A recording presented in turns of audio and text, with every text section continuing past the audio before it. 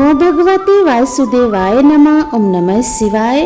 नमस्कार दोस्तों, आप सभी प्रिय श्रोताओं को वरुथनी एकादशी व्रत की हार्दिक शुभकामनाएं।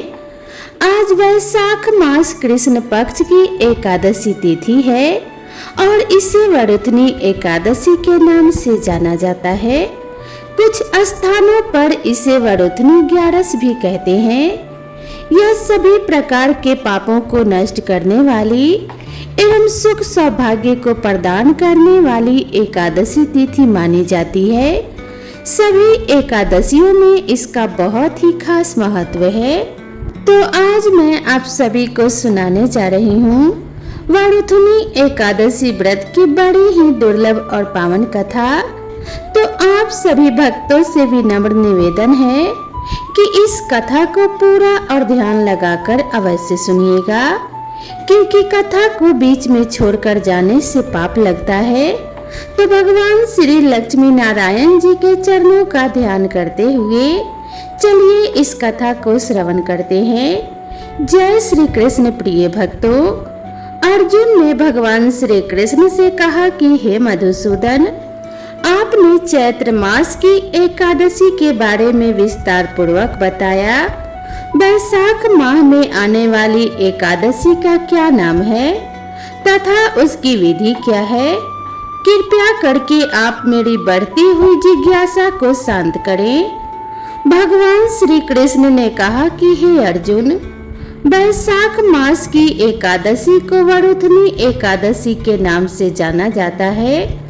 वरुथनी एकादशी जब वराह भगवान स्वयं करते हैं भक्तों की रक्षा। यह केवल एक व्रत नहीं है, बल्कि पापों से मुक्ति, आत्मा की रक्षा और परम कल्याण का मार्ग है। इस दिन भक्त जन भगवान विष्णु के वराह रूप की विशेष पूजा करते हैं। उस रूप की जिसने धरती को समुद्र की गर्त से निकालकर धर्म की नींव फिर से रखी थी। वरुथनी एकादशी का व्रत करने से मनुष्य को सभी प्रकार के पापों से मुक्ति मिलती है और जीवन में सुख समृद्धि आती है। वरुथनी शब्द का अर्थ होता है रक्षा करने वाली। यह एकादशी आध्यात्मिक कवच की तरह कार्य करती है। जैसे युद्ध में सैनिकों को कवच ढाल की जरूरत होती है, वैसे ही इस संसार रूपी युद्ध में आत्मा को भी रक्षा चाहिए और वह रक्षा देती है यह पवित्र एकादशी व्रत। इस दिन व्रत रखने, रात्रि जागरण करने, प्रभु का भजन कीर्तन करने, ब्राह्मणों को दान देने और विशेषतः वराह भगवान की पूजा करने से पापों का नाश होता है। पिछले जन्म के दोष मिटते हैं, ग्रह बाधाएं शांत होती है और आत्मा को दिव्य तेज की प्राप्ति होती है। पुराणों में कहा गया है, जो व्यक्ति वरुथनी एकादशी का श्रद्धा से पालन करता है, वह अगले जन्म में राजसी वैभव और अंत में मोक्ष को प्राप्त करता है। इस दिन वराह भगवान की पूजा क्यों होती है? क्योंकि जब अधर्म, अहंकार और अज्ञानता ने पृथ्वी को डुबो दिया था, तब वराह रूपी विष्णु ही थे जो उस संकट में अवतरित हुए। इसीलिए इस दिन उन्हें स्मरण करना, उनकी पूजा करना, मानो अपने जीवन की खोई हुई धरती को फिर से पा लेना है। जय श्री हरि विष्णु। भक्तों, अब हम दो कथाओं का श्रवण करेंगे। पहली वरुथनी एकादशी व्रत कथा और दूसरी भगवान विष्णु के वराह रूपी अवतार की कथा। भक्तों, आप सभी से निवेदन है कि आप कथा को श्रद्धा भाव से पूरा अंत तक अवश्य सुने। भगवान विष्णु और एकादशी माता की कृपा हम सभी पर बनी रहे और आप सभी भक्तों का कल्याण हो। तो चलिए कथा को शुरू करते हैं। वरुथनी एकादशी का महत्व भगवान श्री कृष्ण द्वारा युधिष्ठिर को बताया गया है। पांडवों के वनवास के समय युधिष्ठिर ने श्री कृष्ण से एक बार पूछा कि हे माधव, कृपया मुझे उस एकादशी के विषय में बताइए जो वैशाख माह के कृष्ण पक्ष में आती है और सभी प्रकार के पापों का नाश करती है। भगवान श्री कृष्ण मुस्कुराए और बोले कि हे राजन, यह एकादशी वरुथनी एकादशी के नाम से जानी जाती है। वरुथनी का अर्थ होता है रक्षा करने वाली। यह व्रत मनुष्य को पापों से, बुरे कर्मों से और पुनर्जन्म के दुख से रक्षा करता है। यह दरिद्र को धनवान बनाता है, अपाहिज को चलने योग्य बनाता है, दुखी को सुख देता है और पापी को भी मोक्ष प्रदान करता है। श्री कृष्ण ने युधिष्ठिर को एक कथा सुनाई। बहुत ही प्राचीन काल की बात है, जब सत्य, धर्म और तपस्या ही जीवन के आधार थे। तब इक्ष्वाकु वंश में एक महान राजा मंधाता का जन्म हुआ। राजा मंधाता कोई साधारण शासक नहीं थे। वे परम धर्मात्मा, न्याय प्रिय और त्यागी थे। उनका राज्य धन्य धान्य से परिपूर्ण था। प्रजा सुखी थी और देवता तक उनकी प्रशंसा करते थे। परंतु जैसे जैसे समय बीता, राजा मंधाता के मन में एक प्रश्न बार बार उठने लगा, क्या यही सब कुछ है? क्या राज्य, वैभव, कीर्ति ही जीवन का लक्ष्य है? क्या मुझे मोक्ष की ओर नहीं बढ़ना चाहिए? इस विचार ने उन्हें भीतर से झकझोर दिया। उन्होंने राज्य त्यागने का निश्चय किया और राज सिंहासन अपने पुत्र को सौंपकर वन गमन कर गए। राजा नर्मदा नदी के तट पर पहुँचे। वह स्थान जहाँ ऋषि मुनि भी ध्यान करते थे। वहाँ का वातावरण अत्यंत पवित्र था। वृक्षों की छाया, मंद पवन, बहती हुई नर्मदा की धारा और दूर कहीं मंदिरों में गूंजता हुआ शंख, सब कुछ एक तपस्वी को आमंत्रण दे रहा था। वहां उन्होंने एक पैर पर खड़े होकर आंखें मूंदकर भगवान विष्णु का ध्यान प्रारंभ किया। वर्षों बीत गए। धूप, वर्षा, सर्दी, गर्मी सब सहते हुए वे अधिक तपस्या में लीन रहे। उनकी इस भक्ति से इंद्रलोक भी चकित हो उठा। इंद्र को भय हुआ कि कहीं राजा मंधाता स्वर्ग को जीत न ले, जैसा हमेशा होता है। इंद्र ने उनकी तपस्या भंग करने के लिए राक्षसी शक्तियां भेजी। एक दिन एक भयंकर भालू, भूखा और क्रूर वहां आ गया। भालू ने राजा मंधाता के शरीर पर झपट्टा मारा और उनका एक पैर चबाना शुरू कर दिया। परंतु न राजा विचलित हुए, न उन्होंने प्रतिकार किया। उनकी आंखें बंद थी, मन प्रभु में लीन था। उनकी वाणी से केवल ओम नमो भगवते वासुदेवाय निकल रहा था। भालू उनके मांस को खाता रहा, रक्त बहता रहा, पर राजा का ध्यान नहीं टूटा। यह देखकर स्वर्गलोक भी कांप उठा। देवता हतप्रभ थे कि कौन है यह भक्त जो इतना सहन कर रहा है, फिर भी प्रभु नाम से डिग नहीं रहा। तभी साक्षात भगवान विष्णु वराह रूप में प्रकट हुए। शरीर विशाल, मुख में दांतेदार रूप, पर नेत्रों में करुणा। उन्होंने आते ही भालू का वध किया और राजा के शरीर को अपने कमल स्पर्श से पुनः पूर्ण कर दिया। भगवान वराह बोले कि हे धर्मात्मा मंधाता, तुमने जो एकनिष्ठ भक्ति की, जो पीड़ा सहकर भी मेरा नाम नहीं छोड़ा, उससे मैं अति प्रसन्न हूँ। आज तुम्हारा शरीर नहीं, आत्मा अमर हो गई है। राजा ने आंसू भरी आंखों से भगवान को प्रणाम किया और पूछा कि हे प्रभु, क्या यह केवल मेरी तपस्या का फल था या कुछ और? भगवान मुस्कुराए और बोले कि हे राजन, तुम्हारी आत्मा पूर्व जन्म में भी पुण्यशाली थी।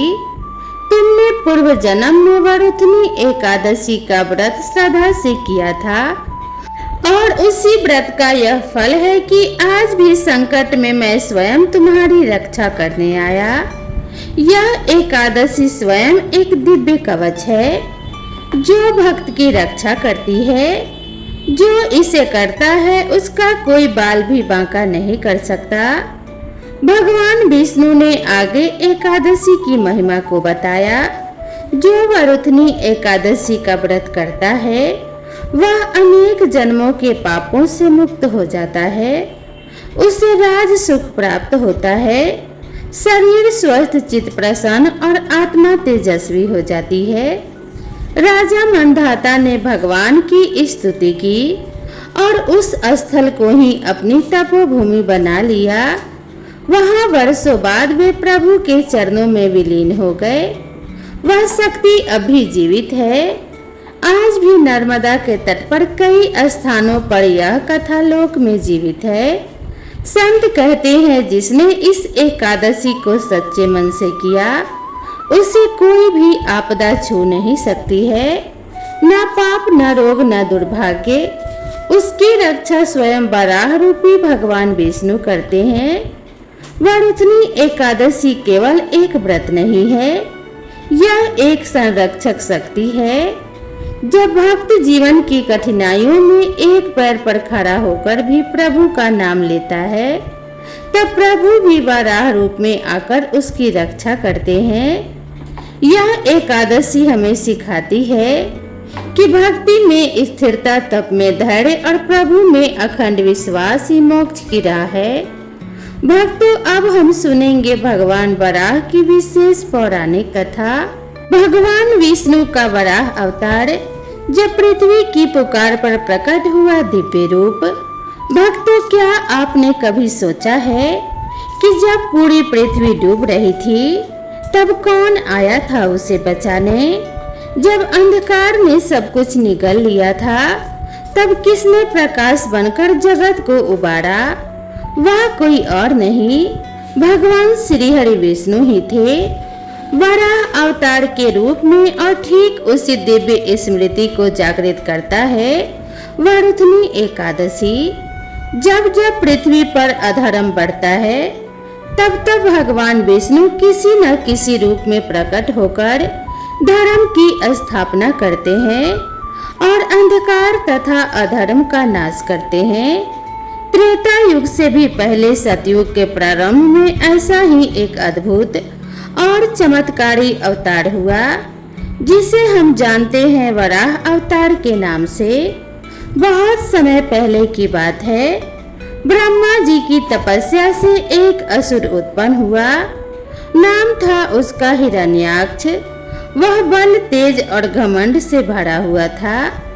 उसने लंबी तपस्या कर अमरत्व के समान वर प्राप्त किए।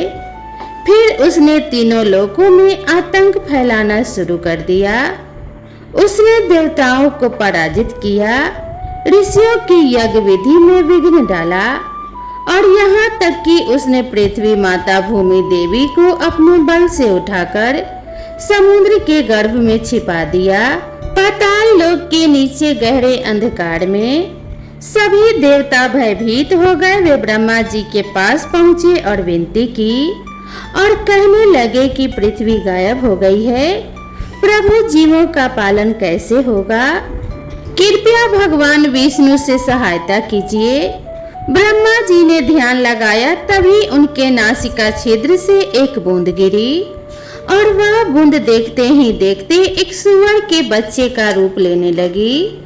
देखते ही देखते वह शिशु बड़ा बड़ा होता गया, विशाल होता गया, पर्वत जैसा रूप धारण कर लिया और उसी क्षण ब्रह्मा जी को बोध हुआ कि यह कोई साधारण रूप नहीं, स्वयं भगवान विष्णु का वराह अवतार है। भगवान ने वराह का रूप इसीलिए धारण किया क्योंकि समुद्र के गर्भ में प्रवेश करने का कार्य सहज रूप से कोई नहीं कर सकता था। वराह अर्थात जंगली सूअर ऐसा प्राणी है जो जमीन खोद सकता है, गहराइयों में जा सकता है।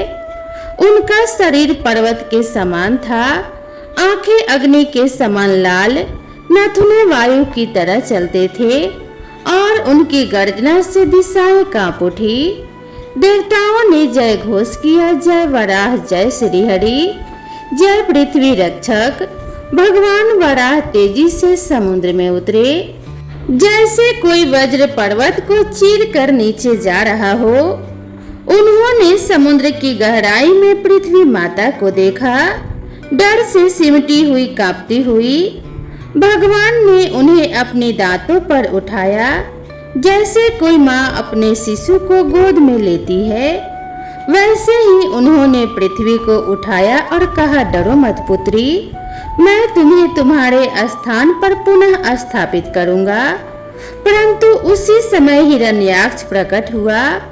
वह क्रोध से जलता हुआ गरजा, कौन है यह पशु वेशधारी? समुद्र मेरी संपत्ति है, पृथ्वी मेरी है। भगवान मुस्कुराए।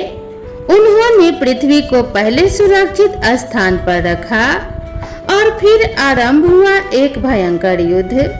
वह युद्ध हजारों वर्षों तक चला। हिरण्याक्ष के अस्त्र शस्त्र, मायावी शक्तियां, आकाश और पाताल से आक्रमण, कुछ भी भगवान वराह के आगे नहीं टिक पाया। अंत में भगवान ने अपने खुर और दांतों से हिरण्याक्ष को धरती पर पटक दिया और अपने सुदर्शन चक्र से उसका वध कर दिया। भगवान वराह ने फिर से पृथ्वी को उठाया और उसे अपने शुद्ध दांतों पर रखकर बाहर लाए। उन्होंने उसे ब्रह्मांड के बीच में स्थिर किया, चारों दिशाओं में समान रूप से रखकर धराधार किया। पृथ्वी माता ने तब हाथ जोड़कर भगवान से कहा कि हे प्रभु, आपने मुझे अंधकार से निकालकर फिर से जीवन दिया। आप मेरे आदिपति हैं, आप ही मेरे रक्षक, मेरे पालक, मेरे धर्म हैं। भगवान वराह अंतर ध्यान हो गए, लेकिन उनकी यह लीला चिरकाल तक अस्मरणीय हो गई। वराह अवतार का आध्यात्मिक अर्थ पृथ्वी यह हमारी आत्मा है, जो अधर्म, पाप और अज्ञानता में डूबी रहती है। हिरण्याक्ष यह हमारा अहंकार, लोभ और विकार है, जो आत्मा को नीचे खींचता है। भगवान वराह स्वयं श्री हरि हैं, जो हमें उठाकर ज्ञान, भक्ति और धर्म के मार्ग पर लाते हैं। यह वरुथनी एकादशी का व्रत बहुत ही पुण्यमय और शुभ फलदायी है। तो प्रेम से बोलिए भगवान श्री लक्ष्मी नारायण की जय, श्री तुलसी शालिग्राम भगवान की जय। तो भक्तों, आइए अब आप सभी की मनोकामना को पूर्ण करने वाली पावन कथा को भी सुनते हैं। एक बार देव ऋषि नारद जी बैकुंठ धाम को गए। वहां उन्होंने भगवान श्री हरि और माता लक्ष्मी जी को प्रणाम किया। फिर नारद जी ने श्री हरि से कहा कि प्रभु, अब धरती पर आपका प्रभाव कम हो रहा है। धर्म पर चलने वालों को कोई अच्छा फल नहीं मिल रहा है और जो पाप कर रहे हैं उनका भला हो रहा है। तब भगवान श्री हरि कहने लगे कि ऐसा नहीं है। देव ऋषि, जो भी हो रहा है सब नियति के कारण हो रहा है। श्री हरि की बात सुनकर नारद जी बोले, प्रभु, मैं तो देखकर आ रहा हूँ कि पापियों को तो अच्छा फल मिल रहा है, लेकिन भले करने वाले और धर्म के रास्ते पर चलने वालों को बुरा फल मिल रहा है। उन्हें दुख भोगने पड़ रहे हैं। भगवान विष्णु ने कहा कि हे देव ऋषि, कोई ऐसी घटना बताओ जिससे तुम्हें यह लग रहा हो। नारद जी कहने लगे, प्रभु, अभी अभी मैं एक जंगल से आ रहा हूँ। वहाँ पर एक गाय दलदल में फंसी हुई थी। कोई भी उसे बचाने वाला नहीं था। थोड़ी ही देर के बाद मैंने देखा कि एक चोर उधर से गुजरा। दलदल में फंसी हुई गाय को देखकर वह रुका तक नहीं, बल्कि उस गाय पर पैर रखकर वह दलदल से भरा हुआ गड्ढा लांघकर आगे निकल गया। आगे गया तो उस चोर को सोने की मोहरों से भरी एक थैली मिली। थोड़ी ही देर बाद वहां पर एक साधु महाराज आए।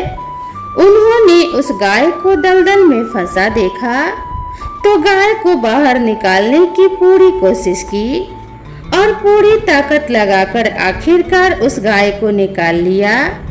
गाय को बाहर निकालने के प्रयास में वह साधु महाराज खुद दलदल से लथपथ हो गए थे। जब वह साधु महाराज आगे बढ़े तो एक गड्ढे में गिर गए और उन्हें चोट लग गई। प्रभु अब आप ही बताइए यह कौन सा न्याय है। नारद जी की पूरी बात सुन लेने के बाद भगवान श्री हरि बोले, देव ऋषि यही सही हुआ है। जो चोर गाय पर पैर रखकर भाग गया था उसकी किस्मत में तो एक खजाना था, लेकिन उसके इस पाप के कारण उसे केवल कुछ मोहरे ही मिल पाई। वहीं उन साधु महाराज को गड्ढे में इसलिए गिरना पड़ा क्योंकि उनके भाग्य में उस समय मृत्यु लिखी हुई थी। लेकिन एक गाय को बचाने के कारण और उस दलदल से बाहर निकालने के कारण उनके पुण्य बहुत अधिक बढ़ गए और उनकी मृत्यु बस एक छोटी सी चोट में बदल गई। इंसान के कर्म से ही उसका भाग्य तय होता है। देव ऋषि इसीलिए अच्छे कर्म करना कभी भी नहीं छोड़ना चाहिए। भगवान श्री हरि विष्णु की बात सुनकर देव ऋषि मुस्कुराए और प्रभु को प्रणाम करते हुए नारायण नारायण कहकर प्रभु की रचाई हुई सृष्टि की अन्य लीलाएं देखने के लिए चल पड़े।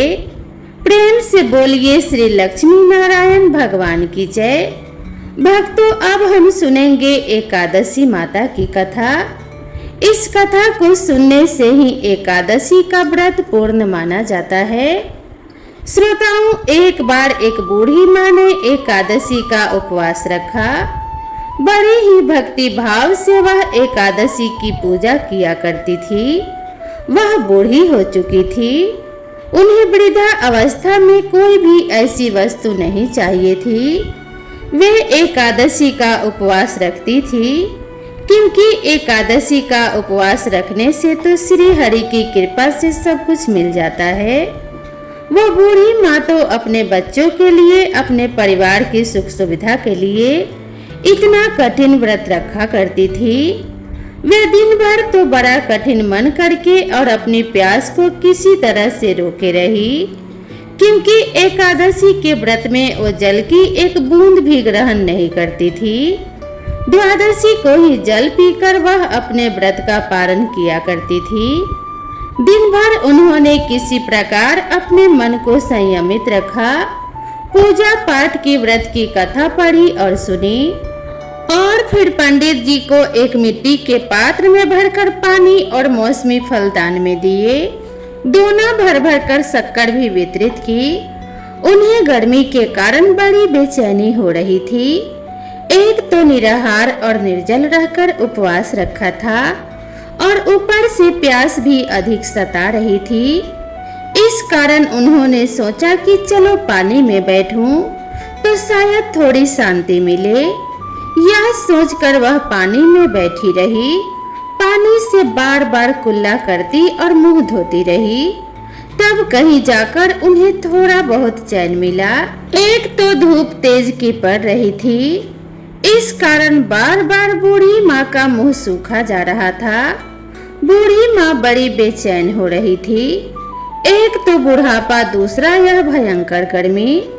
बुढ़ापे की तो स्थिति ही कुछ ऐसी होती है, बड़ी मुश्किल से धीरज बन पाता है। अब किसी प्रकार रो धोकर दिन कट पाया। अब बूढ़ी माँ के सामने पहाड़ सी लंबी रात थी, जिसका कट पाना बड़ा ही मुश्किल दिखाई दे रहा था। चारपाई पर पड़ी हुई बूढ़ी माँ को किसी प्रकार भी शांति नहीं मिल रही थी। बार बार प्यास के मारे गला सूख रहा था और भी इस प्रकार बेचैन होकर करवटें बदलती जा रही थी। कई बार उठकर वे घर के बाहर जाती, फिर अंदर आ जाती। न उन्हें घर के अंदर शांति मिल रही थी और न घर के बाहर। वे पड़ी पड़ी एकादशी माता को याद करती रही और मन में कहती रही कि हे माता, अब आप ही मेरी लाज रखना, आप ही मुझे शक्ति देना ताकि मैं भली भांति आपका व्रत कर सकूं और यह पहाड़ सी रात सुकून से बीत जाए। प्यास के कारण बूढ़ी माँ की बेचैनी तो बढ़ ही रही थी।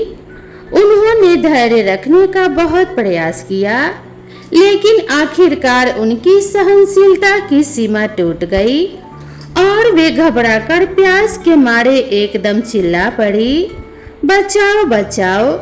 बूढ़ी माँ का चिल्लाना सुनकर उनके परिवार के सभी सदस्य उनके आसपास इकट्ठे हो गए और बूढ़ी माँ की चारपाई के पास पहुँच गए। सब बोले, अम्मा जी क्या हुआ, आप क्यों चिल्ला रही हो? और जब आपसे व्रत नहीं रखा जाता तो इस बुढ़ापे में इतना कठिन व्रत क्यों कर रही हो? अम्मा जी, अगर शरीर में ताकत है तभी तो भक्ति भी हो पाएगी। आप पानी पी लीजिए। बूढ़ी माँ ने अपने परिवारजनों से कहा, मेरे तो प्यास के मारे प्राण ही निकले जा रहे हैं। जरा जल्दी से मेरे छाती पर ठंडे पानी का घड़ा रख दो। नातिन ने दौड़कर दादी की छाती पर ठंडे पानी का बर्तन रख दिया। तब कहीं जाकर उन्हें थोड़ा बहुत सुकून मिला और जब सुकून मिला तो थोड़ी देर के लिए उन्होंने अपनी आंखें बंद कर ली। इधर एकादशी माता सोचने लगी, ये है तो बूढ़ी माँ, लेकिन बड़े नियम से मेरा व्रत रखती है, चलकर इनकी परीक्षा लेनी चाहिए। ऐसा विचार कर एकादशी माता आधी रात को मुर्गा बनकर कुकड़ू करने लगी। मुर्गे की आवाज सुनकर बूढ़ी माँ जल्दी से उठी और बाहर जाकर आसमान की ओर निहारा, लेकिन आसमान में तो उन्हें कहीं भी सुबह का तारा दिखाई ही नहीं दिया। अब वे सोचने लगी कि फिर यह मुर्गा भला क्यों और कैसे बोल गया। एक तो उन्हें प्यास लग रही थी, अब थोड़ा बहुत उनका मन भी बेचैन होने लगा। आखिरकार उन्होंने यह दिल निश्चय किया कि अब तो मैं इस व्रत को पूरा करके ही छोड़ूंगी, फिर चाहे व्रत होने तक मेरे प्राण ही क्यों न निकल जाएं।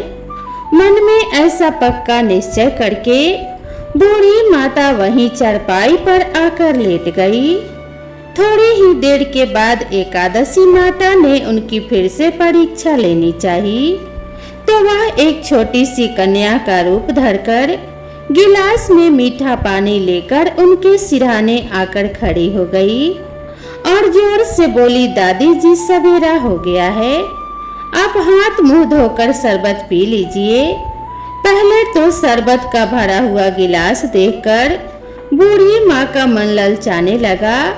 प्यास के मारे गला जो सूख रहा था, किंतु अचानक उन्हें याद आया कि उनका तो एकादशी का उपवास है। फिर उन्होंने सोचा कि अभी तो मैं किसी भी तरह से यह शरबत नहीं पी सकती, और फिर वे चुपचाप वापस अपनी चारपाई पर लेट गई। जैसे ही उनकी आंख लगी तभी उन्हें एहसास हुआ कि मानो किसी ने उन्हें पानी से भरे हुए कुएं में पटक दिया हो।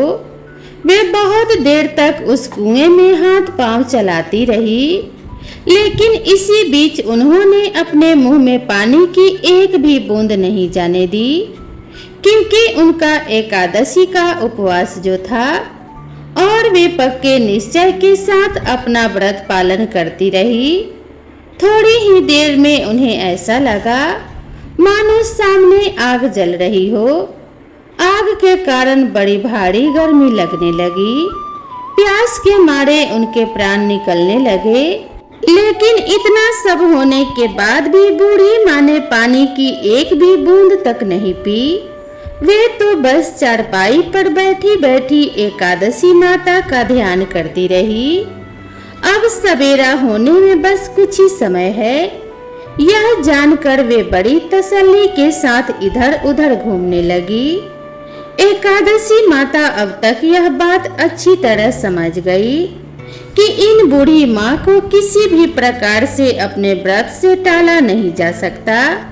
वे उनके सत्य व्रत को भली भांति समझ गई थी।